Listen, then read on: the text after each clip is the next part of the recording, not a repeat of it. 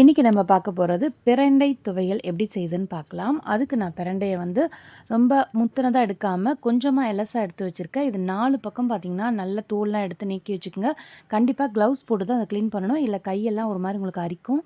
So இப்போ நம்ம இது எப்படி பண்ணுறதுன்னு பார்க்கலாம். அதுக்கு ஒரு கடாயில் தேங்காய் எண்ணெய் ஆட் பண்ணிவிட்டு ஒரு 4 துண்டு இஞ்சி, பூண்டு, வரமிளகாய், புளி, அப்புறம் ஒரு 3 ஸ்பூன் உளுந்து எடுத்துக்கோங்க. நல்லா இது மாதிரி கோல்டன் கலரில் ஆனதுக்கப்புறம் கொஞ்சமாக சீரகம் ஆட் பண்ணிக்கோங்க.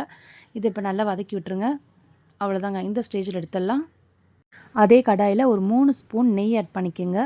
நம்ம க்ளீன் பண்ணி வச்சுருக்க பிரண்டையை இதில் ஆட் பண்ணிக்கோங்க.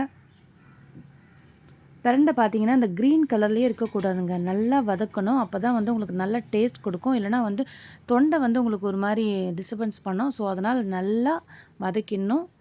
ஓரளவுக்கு பிளாக் கலரில் இந்த மாதிரி வரணுங்க.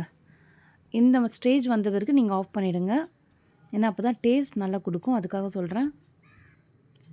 அவ்வளோதான், இதை ஆஃப் பண்ணிடலாம். இப்போ நம்ம வறுத்து வச்சுருக்கிறத எல்லாத்தையுமே நல்லா ஒரு தட்டில் நல்லா ஆற வச்சிடலாம்.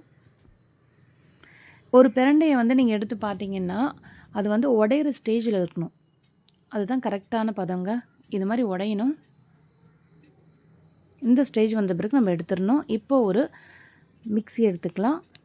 அதில் அரை மூடி தேங்காய் ஆட் பண்ணிக்கோங்க. நம்ம ஆற வச்சுருக்கிறது எல்லாத்தையுமே ஆட் பண்ணிவிட்டு கொஞ்சம் உப்பு ஆட் பண்ணிக்கோங்க.